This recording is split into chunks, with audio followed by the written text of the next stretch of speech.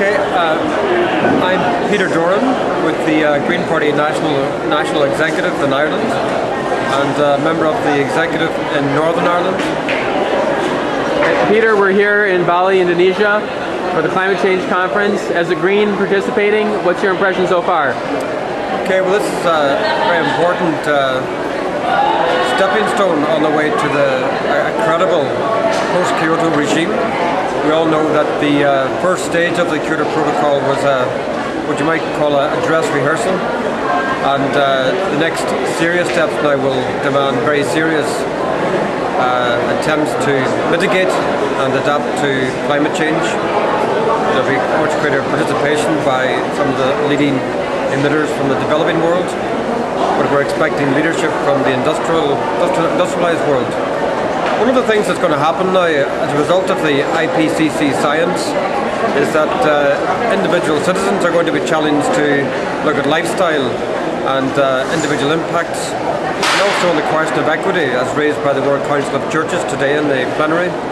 We have to look at our own carbon budgets from the point of view of equal shares to the atmosphere. We're going to have to look at our own behaviour much more so than we have done up to now. And I think that will also put an onus on citizens to engage more with their local government and national government to become much more active, so that governments provide choices to citizens around public transport options and other options about where we live and how we access renewable energy, for example.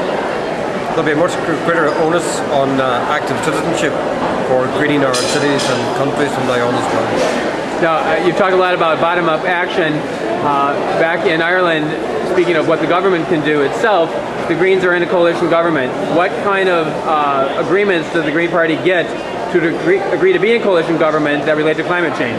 Well, one of the reasons that the Green Party went into government in the Republic of Ireland was to press the climate change agenda. They'll be looking at a carbon tax. They're already working the cross-border institutions. There's now an all-island energy market.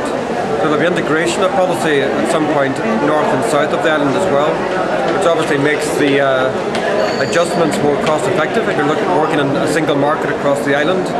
And John Gormley, the Environment Minister, told the conference here just yesterday that we will also be phasing out the use of the traditional electric light bulb. So that's the big bright idea from the Greens in Ireland at the moment. Pardon the pun. Yeah. And you've been along with the Green Ride in Ireland for a very, very long time. How do you feel now about the fact that the party went in for a coalition government? Well, as someone active in the north of the island, Northern Ireland, we're very keen to see the impact of the Greens in government in Dublin using the cross-border institutions to impact on Northern Ireland, because we have a rather retrograde set of parties in government, especially with the Democratic Unionist Party, who have members who make George Bush look like a Greenpeace activist when it comes to issues like climate change. So there's an opportunity for us to go into the next elections in Northern Ireland saying that we're not just a Green Party, but we're a party who've delivered on issues like climate change and sustainable development across the island. And then finally, within Northern Ireland itself, you elected your first member recently. That's right. Brian Wilson from North Down has become the pioneer in the Assembly, and he is now elected. We also have two other councillors in South Down.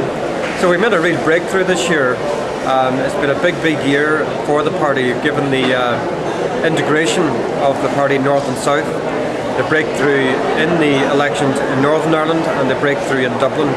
And I think that we're going to be part of a second wave of Green Party success across Europe and internationally because of the new prominence to the economic, social and political issues that are at the heart of the Green agenda. And then finally, with all the troubles in Northern Ireland all these years, now the Green Party has finally broken through. Was it difficult before there was a peace pact for the Green Party to find a political space? I think you're right that we've been waiting for this moment. There's a convergence of circumstances now, both in terms of the international prominence of the Green agenda, but the opportunity is there all the more so for Northern Ireland because we now have a democratic dispensation of sorts.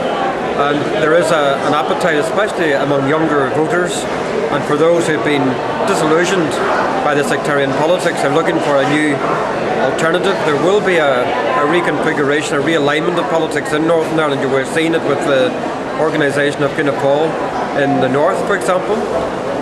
They have followed the Greens by organising across the island. We pioneered that path as well, of course. So yes, I think circumstances have never been better for the Greens to put their case and to get a fair hearing. Yeah. Thank you.